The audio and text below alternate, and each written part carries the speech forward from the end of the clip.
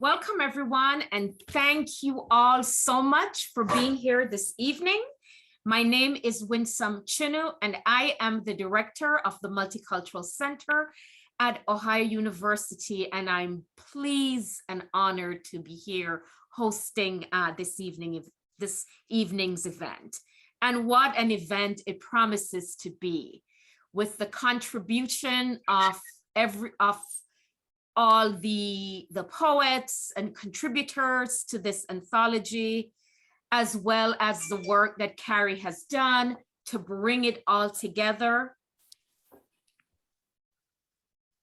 Carrie and I met several years ago, right here in Athens at a dinner party. Out of that came the 5 Women of Appalachia art exhibit, and then it has mushroomed into what it has become today.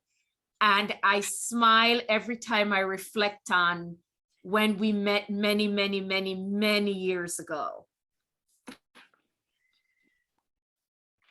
Of course, I am also honored because I came from Jamaica to the United States to school, and I did my undergrad in Texas. I've lived in several states, but I've spent the majority of my time in the United States, in Athens, Ohio, and in this region. So in many ways, I feel an emotional connection to the place. I'm gonna leave it on and I'm gonna stay in my avatar.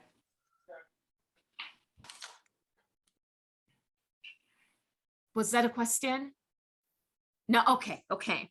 So as I was saying, I feel a deep emotional connection to this place and to a region. So I am deeply honored that Carrie asked me to be here to host this work, celebrating everyone's contribution to the anthology.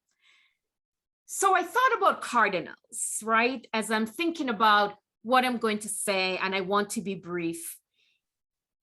I thought I heard a cardinal sing Ohio Appalachian Voices. So I did some research and I found this article. What does it mean when you see a cardinal bird by George Dukes? And as I was thinking about what I'm going to say, I kept looking outside my window because I have a bird feeder. And now all of a sudden I'm noticing cardinals because I have developed an interest. And the word cardinal is Latin, derived from cardo, which means hinge or door. As a result, the bird serves as a physical portal between the spiritual world and earth, with the mission of sending messages between the two. Seeing a cardinal can bring hope and peace in difficult times, And apparently, I learned that in difficult times, both the male and female cardinals lovingly sing duets, calling similar tunes to each other. The cardinal apparently is also being nicknamed the Christmas bird, which I giggled at because Christmas is my absolute favorite time of the year. And according to legend, they says it represents the beauty and kindness of the festive season. And on a gloomy winter day, catching a sight of the bird brings happiness, optimism, and motivation. According to Pennsylvania State University, on average, the northern cardinals may live in the wild for at least 3 years. However, some of them can live from 13 to 15 years. Cardinals are amazing creatures. They convey a lot of meanings, such as peace, hope, devotion, protection, and romance. The cardinal bird is not just a symbolism of the spirits, it's also a blessing to humans. Whenever you come across this lovely species, be attentive and thankful for its presence. So as we gather here today, and we are reflecting on our region and indeed the world with all its discontents, war, poverty, hate, it is fitting that, like the Cardinal, we are able to use this anthology to reflect on peace and hope. And with that, I will introduce Carrie Gunter-Seymour. Carrie Gunter-Seymour is the Poet Laureate of Ohio. Her poetry collections include Alone in the House of My Heart, Ohio University Swallow Press 2022, and A Place So Deep Inside America It Can't Be Seen. Winner of the Ohio Poet of the Year Award. Her work has been featured on Verse Daily, Cultural Daily, World Literature Today, the New York Times, and poets.org. A ninth generation Appalachian, she is the editor of Women of Appalachia's anthology series, Women Speak. Gunter-Seymour is a host of Spoken and Heard, a seasonal performance series featuring poets, writers, and musicians from across the country.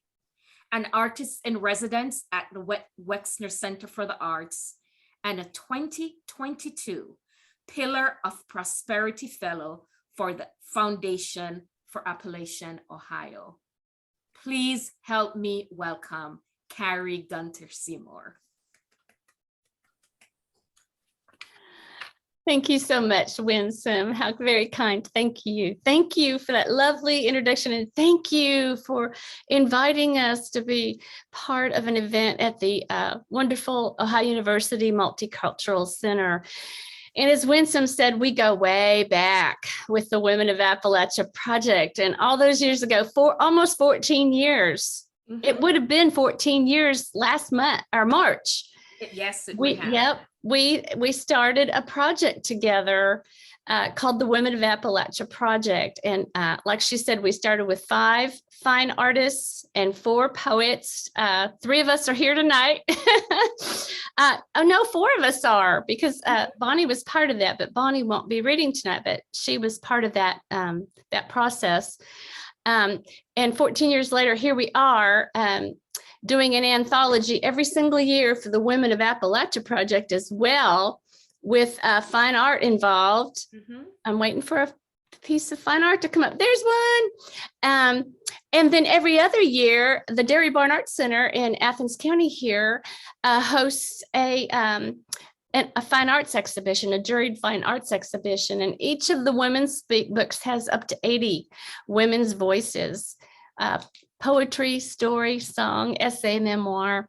So we really go back a long way. And so when I mentioned this book, she was so pleased to have us in, and we're very grateful for that, Winsome. Thank you so much for always supporting and lifting up Appalachian voices. Thank you. So I have others to thank as well. I want to thank those of you attending tonight to hear your friends read. I need to thank the Academy of American Poets and the Andrew W. Mellon Foundation for believing in my dream that we could have a book all our own in Ohio for Ohio Appalachians who've been ignored for a very long time. In fact, we're practically invisible. And so now we have this beautiful book, 134 poets, 183 poems in the book. Yeah, it's like a dream come true. I'm just going to say that. And I'm just so proud and pleased that the Academy would find this project worthy for all of us. This is just not about me. This is about every single one of you who has work in the book. That means they believed that you were going to come and that this was going to happen. I have another very important thank you, and that's to the Foundation for Appalachian Ohio, because along with funding from the Academy of American Poets and the Andrew W. Mellon Foundation, the Foundation for Appalachian Ohio made sure that there was a copy of I Thought I Heard a Cardinal Sing in every public library in Ohio, and also a copy in every Appalachian middle school and high school in Ohio. And that's a really big deal. So I think it was 1,500 books have been distributed to libraries and schools throughout Ohio and throughout Appalachian Ohio. I need to thank the Ohio Arts Council for supporting my efforts as the Ohio Poet Laureate. They've been in my corner, and it makes things a lot easier because they clear the way for me many times to do the things that I need to do. And so I thank them.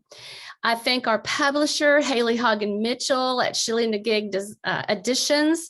She is a one-woman press. She does have a few people that help her now and then. For this whole process with the book Cardinal, her sons have kicked in and helped, which has been so wonderful. It's been a real family affair, and we've been so lucky. And Haley's an amazing, amazing person. If you're looking to find someone to publish your book, you might want to approach Haley Mitchell Hagen at Shilly Nagig Editions. I want to thank David Prather and Haley Mitchell Hagen for serving as the preliminary jurors of the work for this book. And between us all, we did choose 183 poems out of nearly 700 poems, which is amazing. And we read them many, many times, believe me.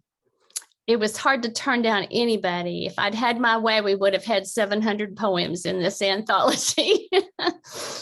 I also want to thank Christine Williams. She's here tonight with us, and she's going to read.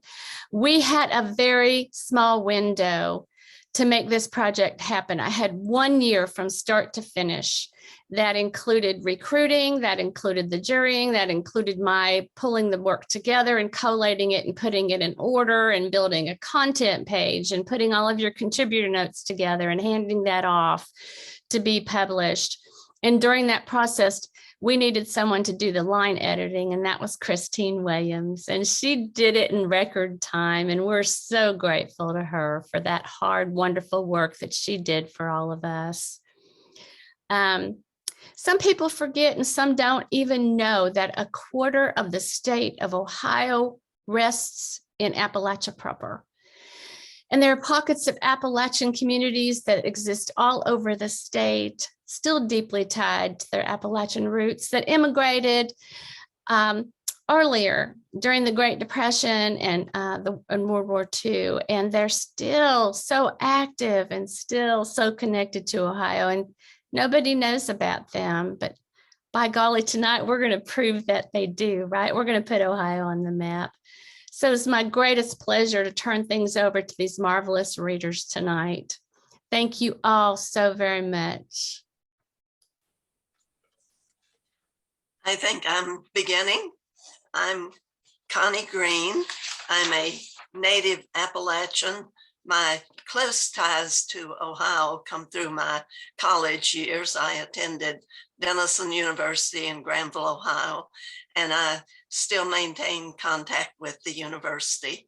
I have numerous friends from Ohio that I made during those years, and they are still my friends today. We stay in touch and visit one another.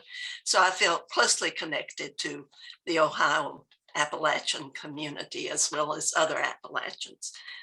My poem that appeared in this volume is The Worker's Story. 1 a.m. and I've just come off the evening shift. Everyone I know asleep in bed except my working companions. Steam rises behind us as we board the bus back to town. The plant, a giant that seems still only from the outside. Cauldrons and motors rumbling and roaring, the eternal processes running around the clock. Other men and women there now to keep the beast breathing. I'm off to bed, will crawl in beside my wife, the feel of her hip against mine, what is left of those years when desire drove us like pistons. Our young daughters asleep in the next room.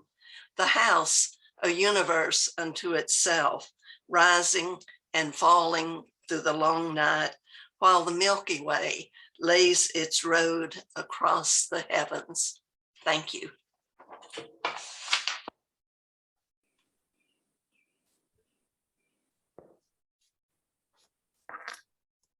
Hello, I'm Donna Hilbert. My poem, the poem that's in this wonderful, wonderful book, relates to my grandmother, who was born and raised in Appalachia. It's called Mother Tongue. My mother tongue unrolls along the red dirt plain, slow, tacky, unfolding like the dream that catches everything. My red mother tongue unrolls in rows of cotton, alfalfa, fields of wheat, and in the green water of the silty river, and in the backyard on a summer's night, in grass thick with chiggers, red ants, stickers. My slick mother tongue switches legs for talking ugly, pitching a fit, throwing a hissy. My slick, red, sticky mother tongue can lick any little pistol and keeps the ring-tailed tutors towing the line. Thank you. Ooh.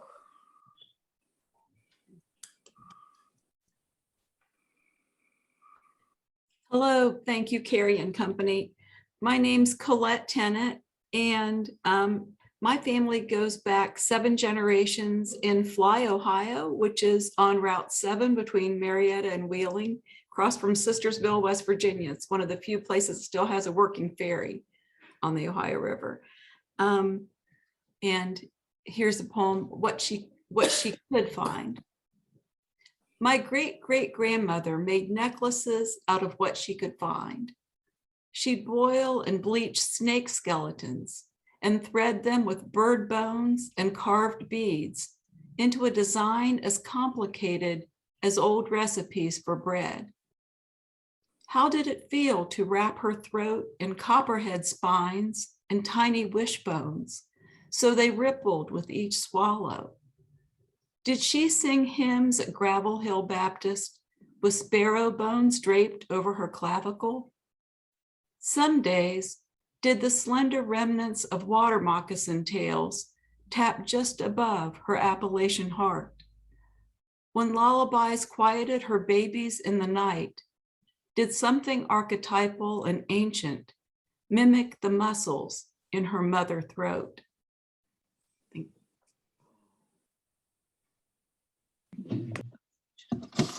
Hello, my name is Denny Nassiger.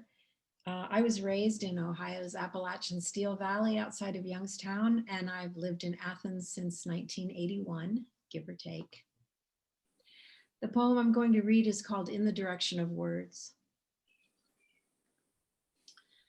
The nursing home chef prepared sliced turkey, canned green beans, boxed mashed potatoes with gravy, all iridescent under hospital light.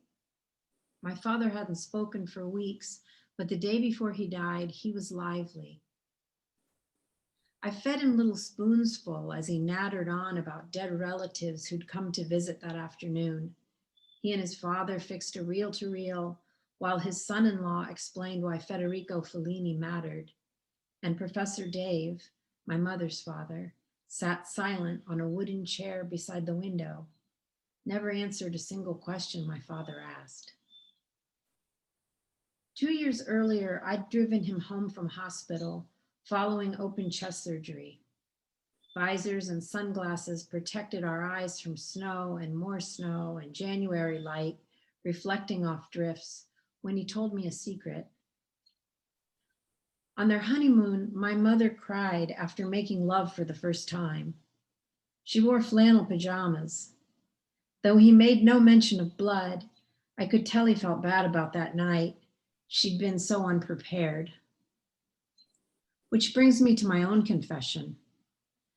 After I pulled the spoon through his lips for what I didn't realize would be the very last time, I looked out the little metal framed window, saw a handful of cars under snow.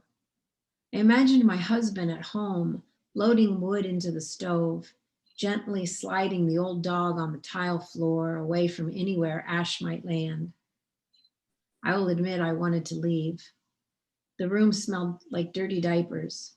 Muted on the television, a male dancer pranced across the black and white screen. My father was staring at the ceiling again, his mouth open, his tongue moving in the direction of words when I stood to put on my coat and he asked, "Do I have to go?" Thank you.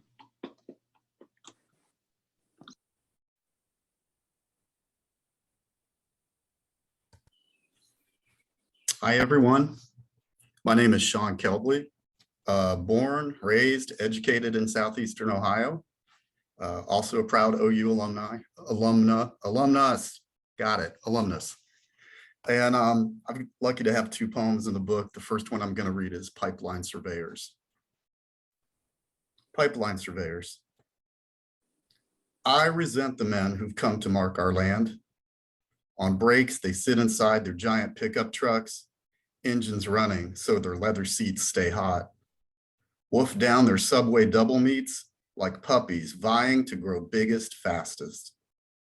Not yet fully men, mid-20s, college logos on their two clean baseball caps, Gore-Tex shells unripped, skin paler on the narrow bands where rings should be. Oklahoma, Mississippi, Louisiana, not a single local license plate, and someone here could use the work.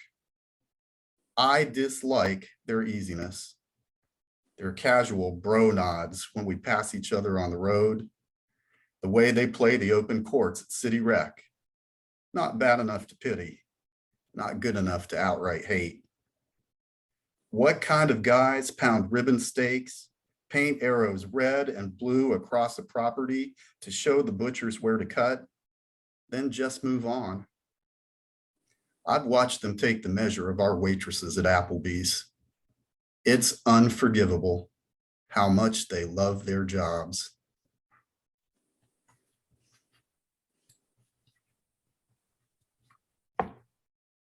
Thank you. Second poem. There ain't no hiding place. The road is pocked with black and yellow helmets scraping cautiously across, like soldiers scared of tripping mines. Some stop, pull up inside themselves, the way my cousin Kyle retreated to his parents' basement after graduation. A turtle won't go more than half a mile from where it's born, unless it's moved. Senior year, we moved one from the creek behind our high school, watched it jerk around the playground frame by frame like primitive claymation. Then Brady Baker stole it, grabbed a baseball bat, commanded Kyle to swing. I don't know if God is love. When rain brings turtles out, I swerve, go slow on crests and curves in case he's calculus. I picture Kyle presented like a boxed up gift by Uncle Tug to that recruiter, U.S. Army, in a storefront at Grand Central Mall. Some kinds of love you don't see coming, like a package on a road outside Bakuba. There was a sudden crack, a short and graceless flight of broken scoots, a nanosecond maybe in between to scream a word like home. Thank you. Wow, these are all really incredible. I'm Erika Reed. I'd like to just read my bio right from the book. I was born and raised in suburbs around Cincinnati, Ohio, but grew up hearing stories about my grandfather's Appalachian childhood around Harlan, Kentucky, where wild turkeys would chase him along his walk home from school.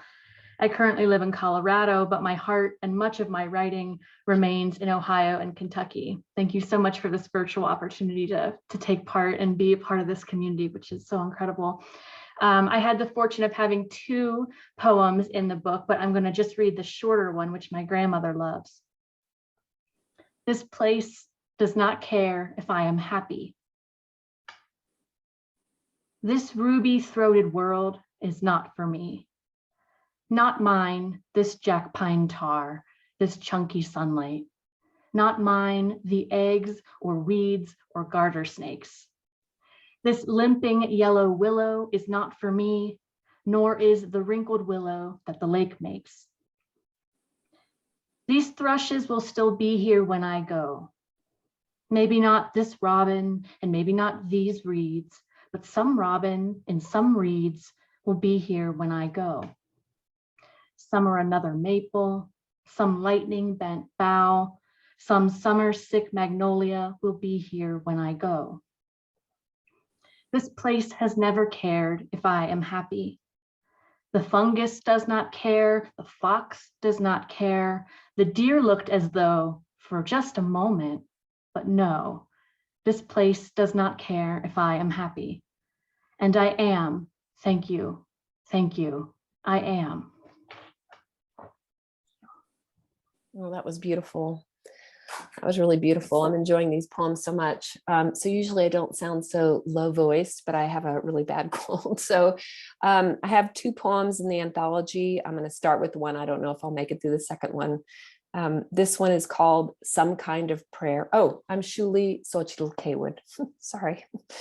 Some Kind of Prayer. What can I tell you that you do not already know? Listen to the grass, its long legs whistling as it swishes. Touch the brush of cattails, the brittle wings of pine cones, the dry skin of chokeberries. Feel their burst. Taste rain. Say you're sorry, not for what you did, but for how you doubted yourself for so long. This life is filled with a million cocoons, and you can choose how long, which one, or none. Sleep is so close. Run now, run. And I think I'll leave it at that while I still have a voice.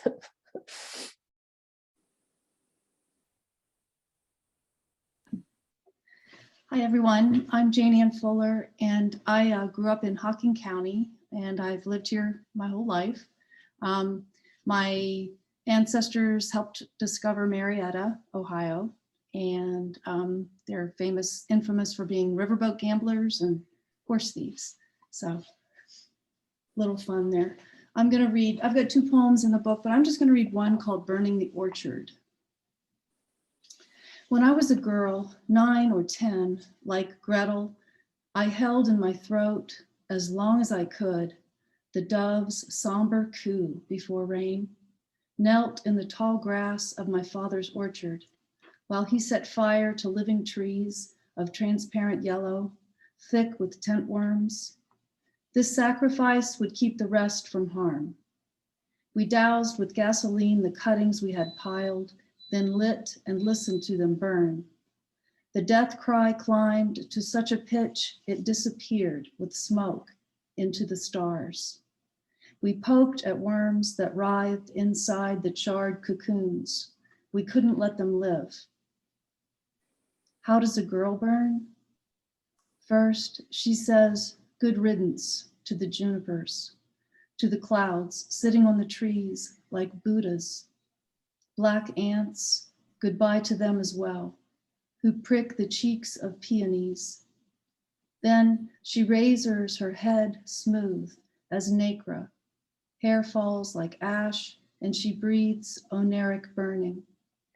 She multiplies loss, mother, stepmother, witch, because the past is never finished.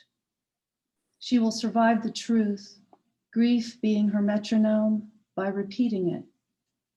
Embers of her climb like stars backward to their constellations, as if they know the way home. Her eyes already cinders, she belongs to the night sky's crematorium, where the heart burns last.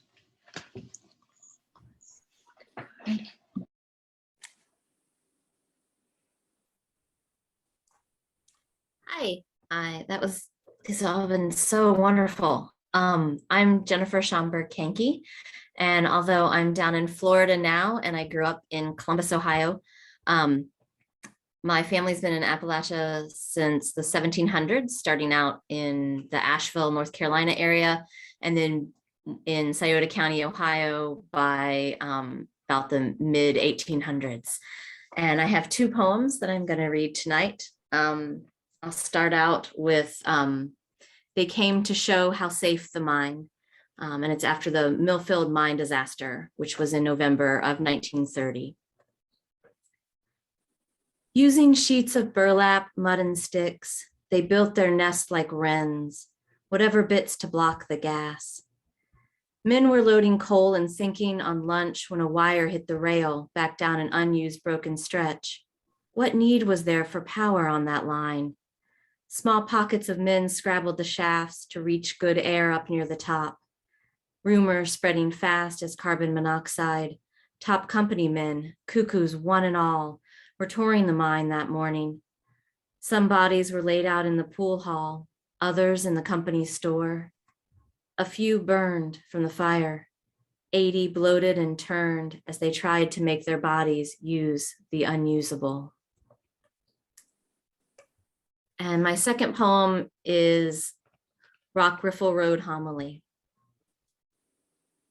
Sing now the praises of Chip and Seal, 5 years to pass that levee.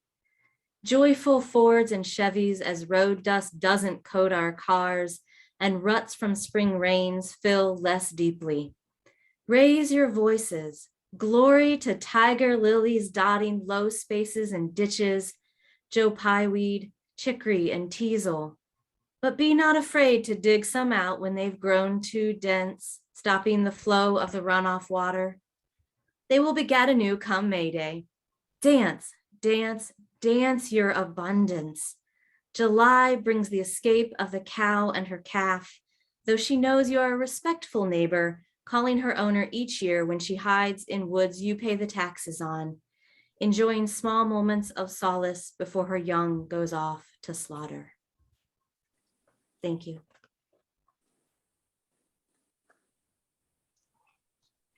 Hi, my name is Jessica Corey, and I think it's very fitting actually that Jennifer just mentioned Asheville, North Carolina, because I am writing from about an hour southeast of Asheville now, or southwest, actually, yeah, southwest. Anyway, my family has lived in Appalachian, Ohio, Ross County area, Chillicothe, Frankfort, since the late 1700s. I grew up there. I've been down in sort of the Southern Appalachians now for about a decade. And I'm going to read my poem that was in the collection called The Mighty Ohio. And it's really nice reading to an Appalachian Ohio audience because I have the term A-plant in here and I feel like I might not have to define that for everybody. I see Sean smiling. It's like, yes, the A-plant, we know what that is, right? So the atomic plant down by Jackson is shut down by Piketon. 1, the coal, it sings to the catfish mouths, shovel and shut, spooning in rocks and sticks and A-plant runoff. 2, the barge's twisted steel would sell well at the Circleville scrapyards, but would have to be salvaged first. My sister took a selfie, her shadow lurking like a ghost on the murky river's surface, a somber small reflection painted in oil and gas. My parents warned us not to wade in. I asked if fish would gobble up my toes like the 6-footers caught in Paint Creek. Dad chuckled. There aren't any fish in there, Jess. He used to fix tracks for the CNO, drove heavy equipment across the river's bridge spans, recalls barges on fire and smoke like the Cuyahoga up north. But the EPA made it A-OK, the local newspapers say, and coal keeps the lights on, as the slogan goes, so nobody cares what enters catfish holes. Thank you.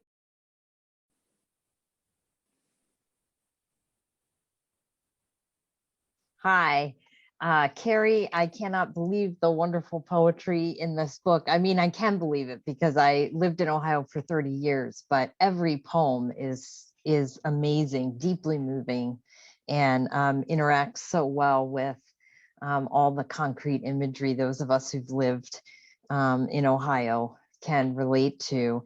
I grew up in South Jersey, so the longer I talk, the more you might pick up on a South Jersey accent. All of South Jersey is basically a suburb of Philly. So my acquaintance with Appalachia at that point growing up was the Appalachian Trail, because that was a popular hiking destination on the East Coast. But then I married and lived in Ohio for 30 years and spent many a summer day hiking through Hocking Hills or visiting other areas where hiking is really popular. And I've been to Peebles, Ohio, and seen Serpent Mound and Hillsborough, Ohio. And my parents even lived in Gallipolis for about 15 years during the end of my father's career. So I have become well acquainted over the years with Appalachia. I live in Indiana now, and so I'm far removed from the poem that appears in the anthology, which I must have written about, I don't know, 18 years ago, maybe 17 years ago. I had been living in Ohio for a while, but was still adjusting to rural living in Southwest Ohio. I was in the Dayton area, but in a very rural area. And so that's probably enough background information for you all to understand. The Jersey girl adjusts to rural living. Our neighbors own a rooster named Rocky. It crows all day long as though it doesn't understand its calling. My daughter says she likes the whines rising from its throat. They make her feel at home. While the cock struts like a bad and brash boy, my dog is blasé, barely caring. No surveillance in the yard, no bark, no howl. It's my other daughter who growls about the noise. Think of Jesus, my mother tells her. Let Rocky bring to mind lessons about betrayal and remorse. At sunrise, when I take out the dog, the chickens stir, and I mistake their sound for babies whimpering the way they do when they first awake, when hunger stings their bellies just before they cry. Out of the Ohio blue emerging above, a primitive tingle begins to slink up my spine.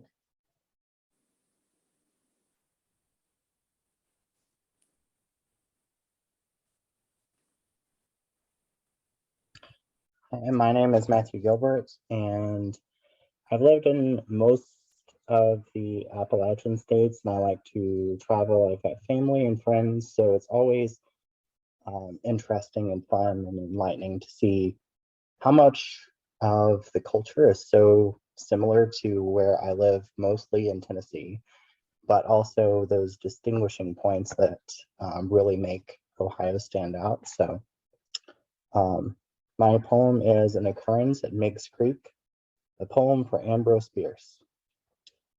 What would it take to remember where you come from?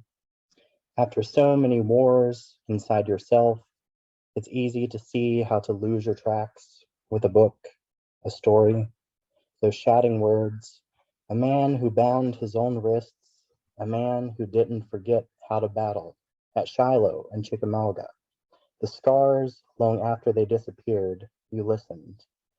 We will forever hear the dead child, the soldier, the imaginary escape from death. Your ghosts will linger. We will wait for silence of owls, an echo of the life left behind. Thank you.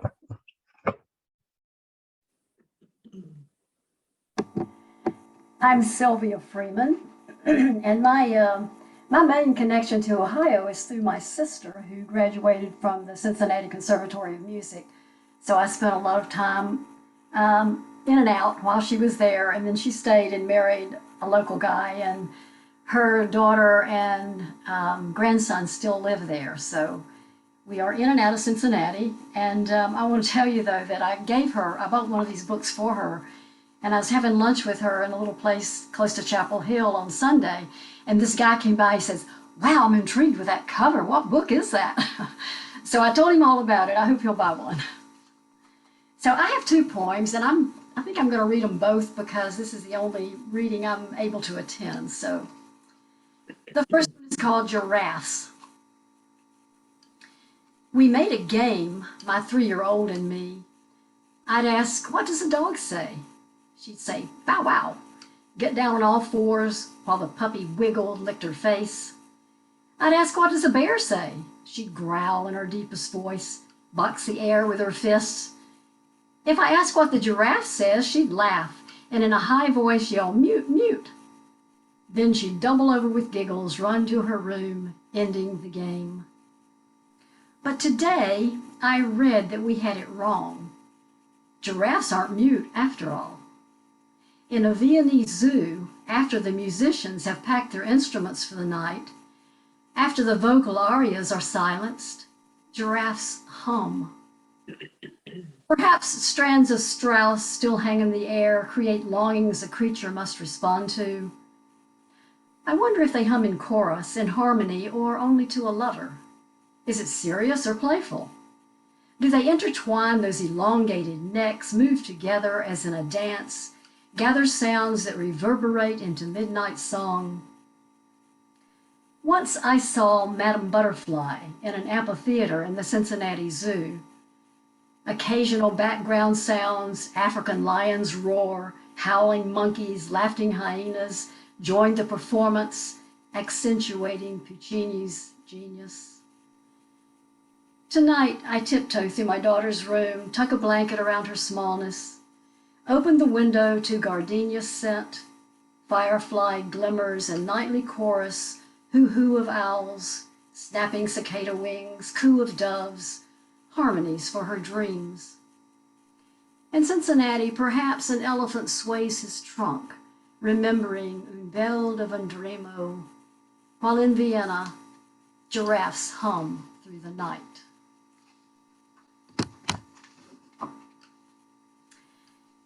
And my second poem is New Way to the River. Storm-toppled trees, fallen branches, brambles, webs of leaves and vines stand between me and river's roar. So many years since my son climbed hardwoods leaning over the river, found dragonflies in the water, built stone villages on the shore, skipped rocks, sent them bouncing to the other side. I can see him still under the brilliance of fall, collecting red and yellow leaves, or bundled in a winter coat, pointing out patterns in ice puddles, or finding trout lilies, wild ginger, first warm days of spring, or wading in the shallows, watching river cooters in deep green heat of summer. Now nothing makes sense, everything out of sequence, out of time. Sunlight shimmers through leaves above me, flickers on moss velvet path where flood waters have been. I pick up a handful of sand, sift it through my fingers, remember the day we scattered ashes in the river, watched them drift downstream, disappear into the swirl of an eddy. Thank you.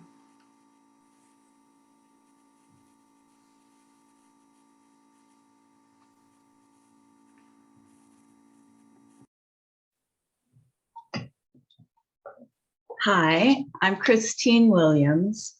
I came to Athens for grad school in 1985 and never left, and found out a few years ago from my mother, who's the genealogist of the family, that both sides of the family have moved through Pomeroy, Ohio. I have one poem for you tonight. It's called Hollow. Hollow. Anger like that leaves you hollow, leaves you open, which would be okay any other day, except today you're driving and listening to 80s on 8 on Sirius XM. And of course, the scorpions are singing about still loving you, and your mind pokes at that 40-year-old memory like a tongue in a bloody used to be tooth hole. Pain exquisite, but you can't help yourself. And here you are, feeling the loss of some long ago not ending, with a boy you have written at least a dozen poems about, and who, damn you still long for in a way that somehow grows sharper with time. And you want to crank the volume and drive back roads where redbuds and dogwoods run wild as your thoughts. Maybe wail. Think about what might have tried to, but never could have been.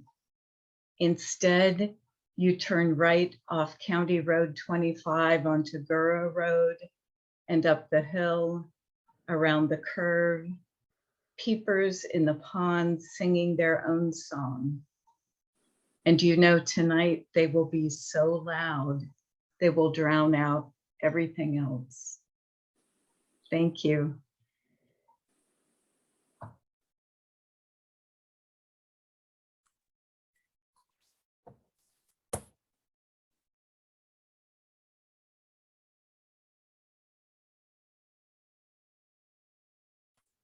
I'm Mary Lou Silderberry. I'm a native West Virginian, but I spent many summers in Ohio, and I worked for 2 years at a television station in Steubenville. And I am just so pleased to be a part of this reading and this marvelous anthology. It truly is one of the best Appalachian books I've come across. My poem is on page 137 of this book. The title, Light and Ring Imagined, in memory of Ernest Glenn Munn. Missing, 1942. Discovered, 2007. Buried, 2008. A small yellow light caught the eye of the ice hiker, the writer, the journalist, as he visited the mountain site where he discovered a World War II aviator's body in a glacier. A little tree, he first thought, then realized the air was thin as his Sierra Nevada affected brain at this high altitude.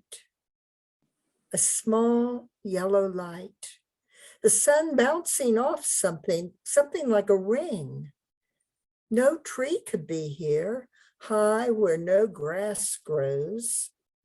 It is a ring, and the ring is on a finger.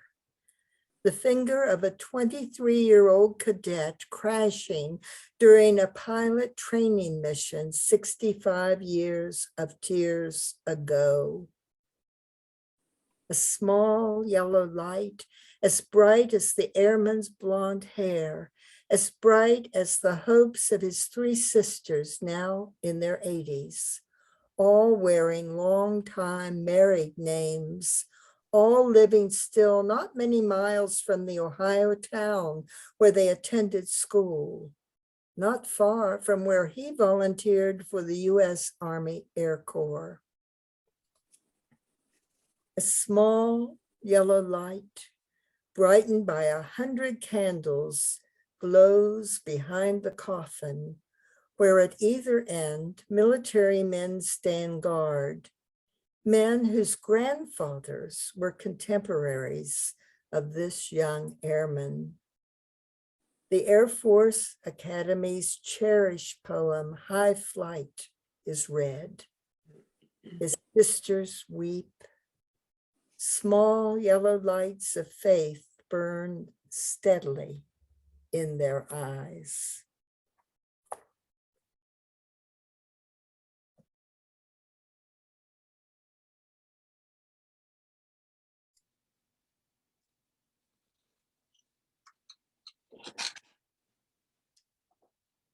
Okay, I assume I'm sorry. Am I on now? Okay, you can all hear me. Okay, good. My name is Myrna Stone. I'm very happy to be among all of you tonight. My link to, I guess you could say, Appalachian, Ohio, is probably a little less clear, except that my great-grandparents came from France. They were farmers, and they came to Ohio to really just have a better life, and they really did.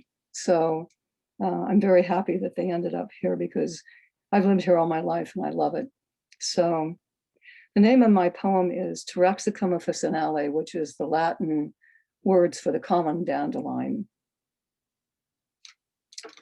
Early spring, first light still vague, nacreous, glacial, and nothing of the season in the air but rain, the gray and lateral sweep of limbs above the roof, a scrawl, a line drawn in spindle and spine. Nothing of the season in the mire of waste place and field, but the wildflower the French call dandelion, for the serrated edges of its basal leaves. In this light, this moment, this might be home, my mother alive again, in love with the turning of the year, down on her knees in the fields of the Ohio Valley to harvest the greens, alchemy of earth, wind and water, a sort of sunlight on the tongue, the walk home somnolent, her work at the sink slow, the kitchen tamped down, doorway and window. The rain falls, now incremental, measurable across the vertical light, the endless pattern already begun in the parry of root and knife, then the leaves in a moment darken to bitterness, and the blow ball, blousy on the wind, relays desire or fidelity promised. And what remains in the hand, a tally of lapsed time, is counted seed by seed, hour by hour. Thank you. Thank you. Hi, my name is Penelope Moffitt, and I was born in Ohio as my parents were and their parents were. I've lived most of my life in California. We left when I was age 2, but we went back for my junior high years. So I do feel strong connections to Ohio and to Appalachia. I have 2 poems in the book, one from a very long time ago and one from last year, and I think I'll read them both. What snakes and fish recall. Fish draw the drifting world into their senses. Green algae, ferns, fallen leaves. Currents sweep through them. And snakes in long grass know much about flesh in motion, bellies flat on sun-warmed mud. Sometimes rest triangular heads among cool blades, forked tongues tasting what cows eat, ladybirds, rolled sowbugs. In backwoods, tarantulas pock fields with holes, rustle about, dreamless weavers practicing in subterranean haunt, the gift of fur to fur, moving above ground moonless nights to taste stalks of grass, flowers, spiders' legs. Knowing what those who follow Earth's pull know. What snakes and fish recall with each tangled hiss, each splash. Thank you. And the other poem from last year is called Walking Away. We were walking away from a concert hall where we just listened to Bach or Brahms or Beethoven, our small family moving through the Ohio night, when my mother, lit up from the music, lilted out some echo of the violins and threw her arm around me. Immediately, I slipped away, left her embracing air until my elder sister stepped in, hugged her back.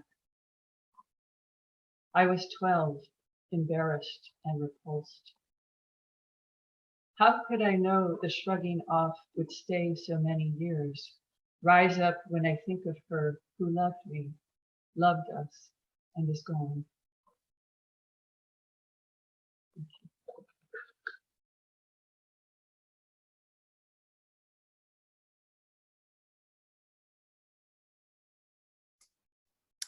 Becca, I've been trying to reach out to you in the chat. Sandra's not here, so you are next.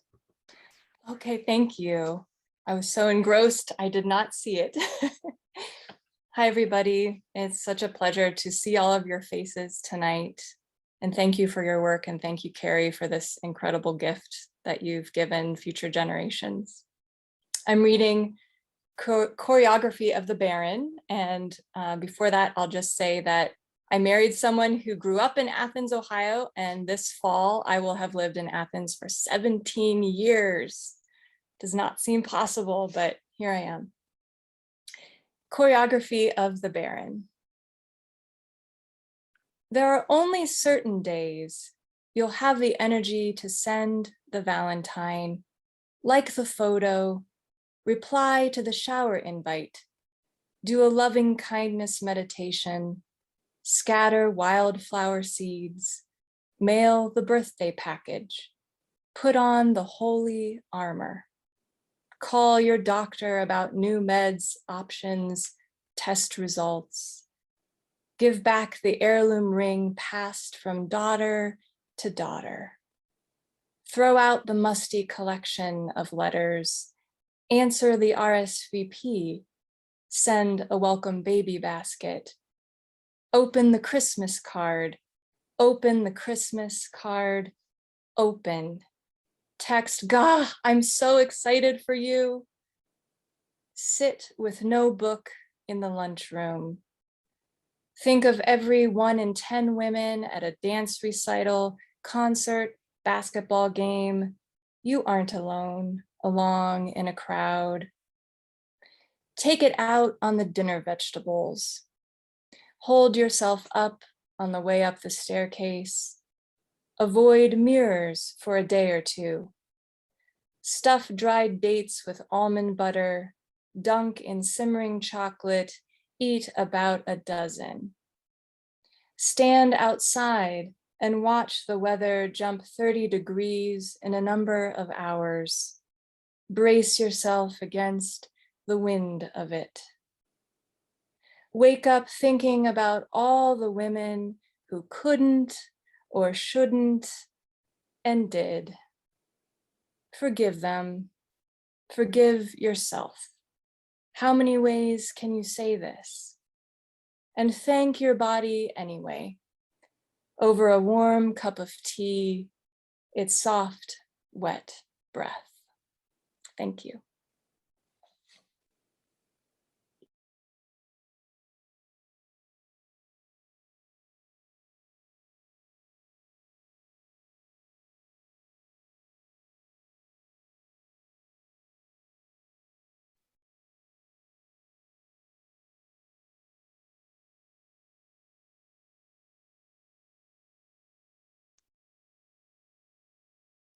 Kathleen, did we lose you?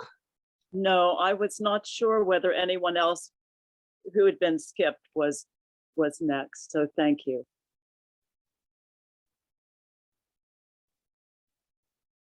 Hi, I'm Kathleen Burgess. Virginia's 1900 census shows my orphaned grandpa as a servant, 7 years old. At 14, he escaped, walked all the way to Southern Ohio, found work, married a local farm girl. My family moved to Chillicothe to teach near my grandparents' beautiful hills and to live closer to my husband's kin, Appalachian since the 1700s. I'm going to read both poems. This is The Great Flood. Ohio River, January through February, 1937. For my husband, Jack Burgess.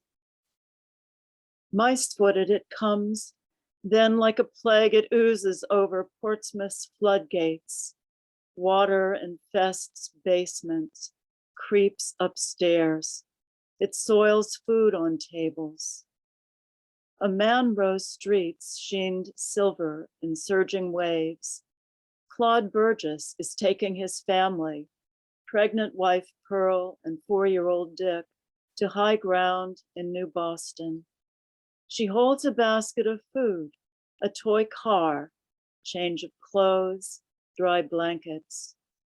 Pearl and 4 other pregnant women with children will sleep on a wood floor. Claude goes back to row sisters, neighbors, anyone stranded, their parcels soaked by the deluge. Sundown. Sore, wet back, arms, hands, feet, roiling dreams of mouse gray water swarm. Daylight. Where is the second floor porch on this house his father built? Submerged. The boat Claude built? Taut rope says the John boat is wedged beneath the outdoor steps. In just his shorts, he slides into freezing water, gasps, follows the line, wrestles the boat. Uprooted things bump past into him. His lungs burn, up for air. Underwater, he unties the boat, climbs a pier, hauls up, reties his boat, bucking hard. He cloaks in blankets, lights fireplace wood, shivers, hangs clothes by the fire, rows until nightfall, when he rose even through dreams. Daylight. He helps townfolk out windows, off roofs over 12 days of rain. Nights crawl from hills, thick, feared like the muck-fouling homes of 1 million homeless people. Menace retreats to its banks. Now the flood survivors from Pittsburgh to Cairo begin their search to save from ruin whatever the Ohio's left behind. Pearl births Jack in the home they've cleaned up. Claude and Pearl leave nothing, no one behind.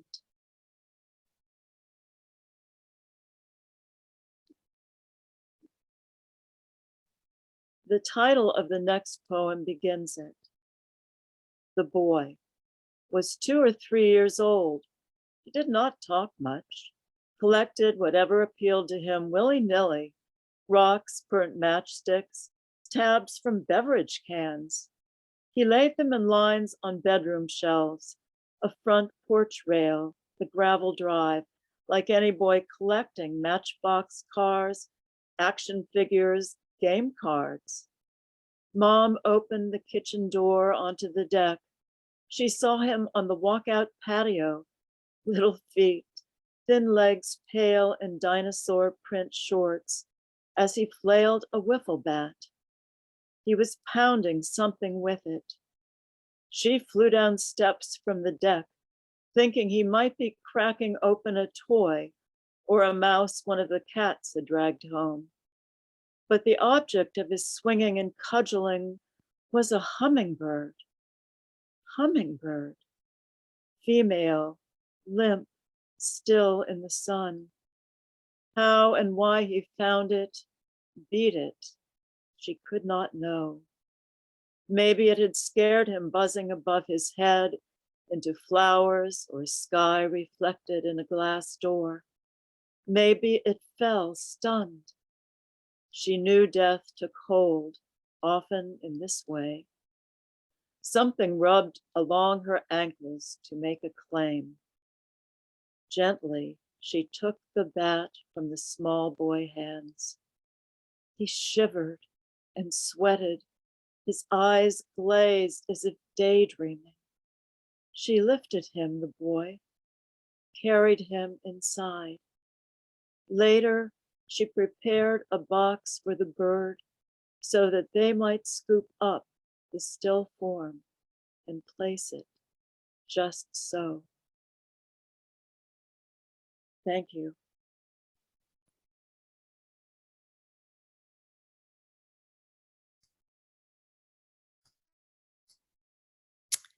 Oh my goodness. Amazing, amazing work. This evening, I would like to share a poem by someone who's unable to be here because she left us much too soon. Susan Shepherd was a native West Virginian of Lenni, Lenape, Shawnee, and European ancestry, and descended from some of West Virginia's earliest settlers. She was much beloved by her daughter Scarlett and her Ohio friends across the river, with whom she traveled and workshopped and shared her extraordinary spiritual experiences. And in honor of Susan Shepherd, I read her poem tonight. Once my grandmother and her sister overheard a clerk in a small town dress shop whisper to the other, "Don't wait on them. They look like Dagos." Ashamed, my grandmother quickly left. They did not know what Dago meant, but they knew it must be something bad. Years later, high on a hill, earth gave way to buffeting winds, shook the mulberry trees into fists. I dream walked in skin slippers over rib cages of ancestors, inside the world's drum with faces broad as clay pots, as skeins of clouds layered back into the breath of woods. Below me in a tin can house, another Saponi grandmother sat under green awning, face dark as a chestnut, apron pinned to her dress, wearing men's shoes. The grandmother clutched her cane between her knees. We stared. I crouched at the edge of her garden. I was 5. With umber wings of hair over my eye, face smeared with the war paint of pokeberries. She gazed through milky cataracts as I grabbed dirt loose as soap powders, then flung it where crows argued with the jays. Grandmother said nothing. Lost in the purple cabbages, the glint of pie plates sent out codes in the wasting sun. There was nothing for me to do but go home. Later, red spirits multiplied into the evening. I felt them through my hair, glimpsed their spirits weaving through trees, bloody and painted. I see my Lenni Lenape great-grandmother wringing cloth, rinsing pale moons of fingernails of sienna-skinned hands in creek water, only to be shut away later in the Trans-Allegheny Lunatic Asylum to die alone. We never found her grave, but fell into her ways of drying out gourds, for seed rattles hung like otter skulls from a rope. Through the smell of dying fields, I ran into the arms of my grandfather, who quieted the evening into dreams. That night we found crow feathers left on the stone walk like obsidian blades on the way to the toilet, and those eyeless pelts of fox stretched over the outhouse door. Grandma stayed inside to stitch together cast-off rags into wondrous designs. Grandma and her sister never went back to that store. Susan Shepherd.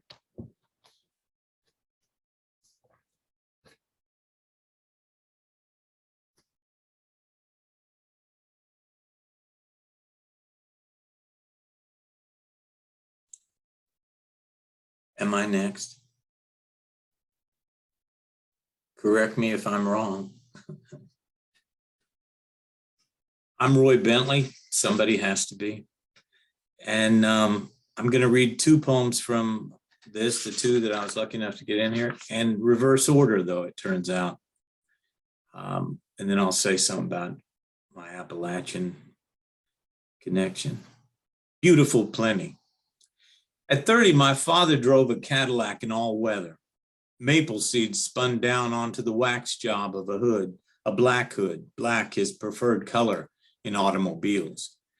He owned 2 Cadillacs, his and hers, both of which he forfeited divorcing my mother, who saw not a cent. When the divorce was final, he remarried, had a child with another woman, said that wasn't what he wanted, another family. Some weekends he came around, we'd go on walks. I remember walking by the river in Dayton. He said, you know, 5 rivers converge here, and named 4 out of 5, by a botanical garden gemmy with rain. Then he said, that's the Great Miami, and looked off in the direction of an orchard, the bright and unforgettable scent of the ripe fruit, the definition of beautiful plenty. On a bank, a rotted boat sat. Someone said every boat, new or old, is looking for a place to sink. And he said something similar, my father, no fan of boats. Maybe he supposed the one we saw was like their marriage, as gone to rot and about useless as the oars to row it. My parents were poor kids from Eastern Kentucky who spoke a language of want I wasn't fluent in. We never saw plenty again, thanks to him. It was around that time my mother got a job in a factory, which must have pissed her off because she got tough with the world and with herself, tough and satisfied because her face and Ava Gardner outline glistened brighter than anyone with a beating heart. When she stood anywhere near that next car he kept so immaculate, you could see a version of yourself in every shiny midnight black inch of fender and hood. And when they got remarried, there was the matter of the kid he'd had, which she made him support, though she wrote out the monthly checks herself and stamped and mailed them just to be sure. This other poem is called Bright Lights and Country Music. It's a Bill Anderson song. In 1965, I'm 11 and listening to a transoceanic Zenith radio. Bill Anderson is singing like country music is God's voice. Nothing more, nothing less. I'm a lanky kid lying in bed beside his father, who is smoking a cigarette in a t-shirt and pajama bottoms. A father who favors a music with twang, since we're hillbillies. They're on the mend, my father and him, my mother and him, having been divorced for some time. Tonight, he's visiting from the town I will soon finish growing up in, grow old in. He wants me to say yes to the move, but he's talking, dragging us to live with strangers. We're listening to the Opry, and he says Gene Howard, his uncle, bought a floor model Zenith for the house he was raised in after his mother was institutionalized. He describes them listening on Saturday nights, 6:50 a.m. WSM out of Nashville. After he says the word sanitarium, he turns off the light. The dial of the transoceanic glows like a lit cigarette, like the one burning in his hand in shared darkness. I think the only thing I would say about my Appalachian connection is I don't know anything else. My old man may have been kind of a turd sometimes, so have I been. And I want to say that in his defense, he did come back. And these 2 poems may, in fact, give you a picture of him. He died with me in attendance, and I was the only one there. And I told him before he died, people will remember you. You will represent us. And in a way that how we fail each other, that will be, it will move them and they will see you and all of us. And that's a cool thing, man. And he said, okay. And he died about an hour later. And he made me feel like a fucking fool. I couldn't do anything for him, you know, but hey, we all go. Thank you so much for having me be part of this, Carrie. I can't thank you enough. And all of you, oh, just my God. Thank you. Well, thank you, Roy. Oh my goodness. And thank all of you. Amazing, amazing, amazing poets. I'm just overwhelmed. It's one thing to read the work, but when you have the opportunity to hear each one of you read your pieces, it's a glorious, wonderful thing. And I have had the most amazing time. I want to tell you just a little bit about it. We started out at the Mercantile Library in Cincinnati, Ohio, and we launched the book there, and it was sponsored by the Urban Appalachian Community Coalition. The next week, we went to Otterbein University, thanks to the Ohio Poetry Association. Later, the 1st of April, we went to Ohio University Southern, thanks to Haley Mitchell-Hagen, who is also our publisher, and she hosted us at a virtual event. We then, mid-April, went to Marietta College. We went to Youngstown near the end of April. The 1st of May, we went to Akron, Ohio to Summit Art Space. On May 7th, when I was in Akron at Summit Art Space, Pauletta Hansel was hosting a Cardinal reading at the 51st Appalachian Festival in Cincinnati again. So there was another spot in Cincinnati at the festival, and that again was sponsored by the Urban Appalachian Community Coalition.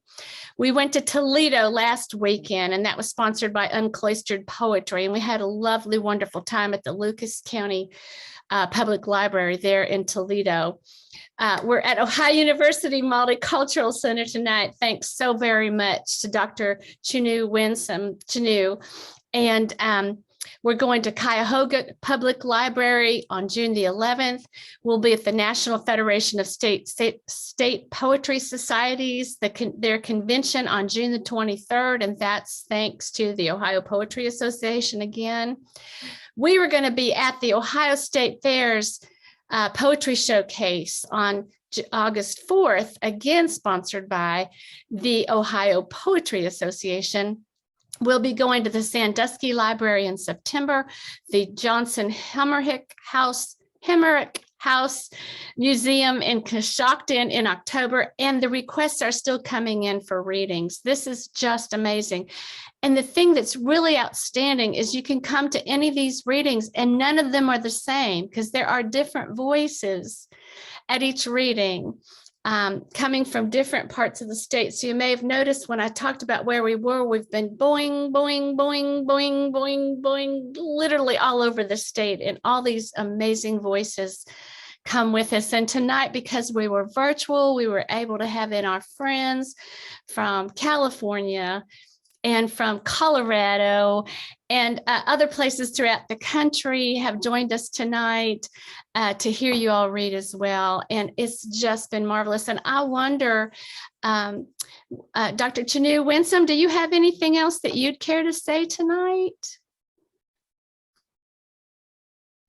She may have had to step I away. do not. No, I do not. Just want to thank you all again for being here and sharing your work. And it was quite moving. I enjoyed every poem, and for the people that I know, some of the people that I know personally, I can see how the work resonates with the aspects of their personalities that I know. And going back to what I said in my introduction, because that's sort of what I was thinking of as we talk about their themes about tears and tears of years ago and the anger into the darkness, and those are stories and pain of our region. But at the end of the day, there's resilience. And within the framework of the Cardinal, it's peace and hope. And that's my takeaway. And that's my takeaway from all the poems and all the work that I've heard from the contributors from the anthology.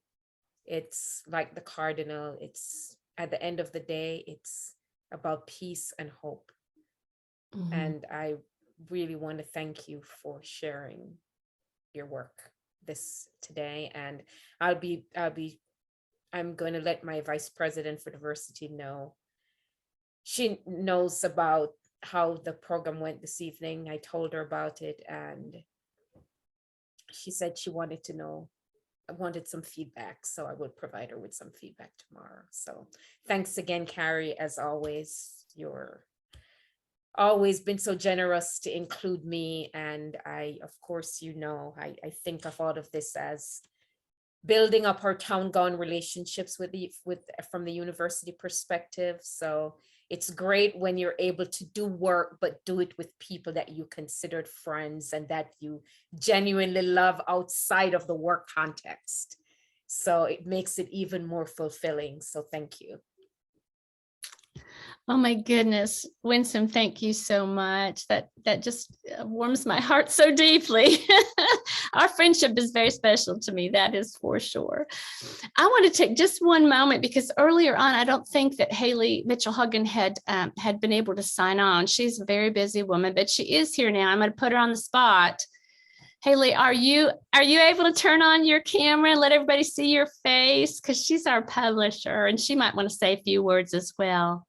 Oh my gosh, you guys. Okay, I'm going to turn on this video, and behind me, you're going to see the post-Cardinal explosion that I'm still working on cleaning up. So my basement has been a bit of a challenge lately.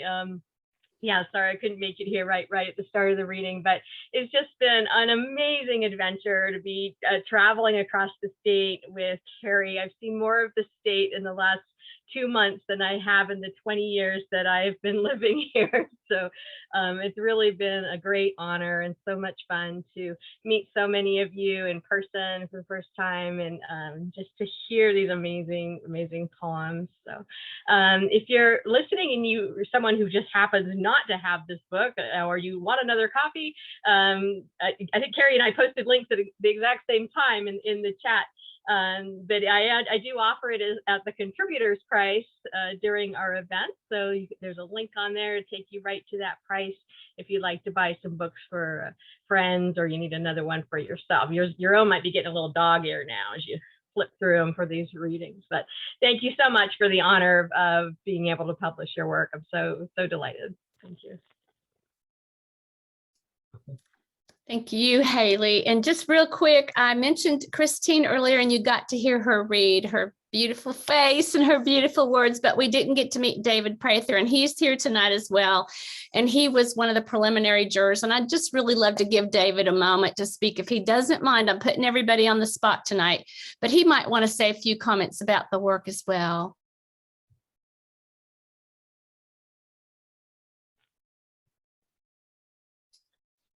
We can't hear you, David.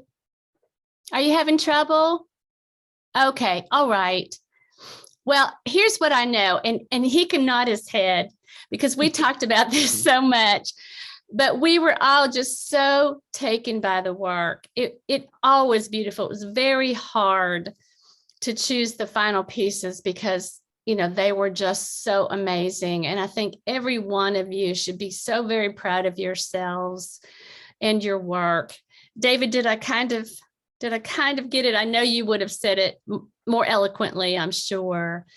But again, that was a vast amount of work to be done. I asked you all to have your work in by October 30th. And by the end of November, all of the work had been chosen, and I was collating it at that point. And I never could have done that without the help of David and Haley. It just would not have happened. And so again, so many people critical to this project, not just the funders, right? Although the funders helped me, hire these other folks to help. So I'm just eternally and eternally grateful for them and all of you readers and all of you folks who joined us tonight to hear the work.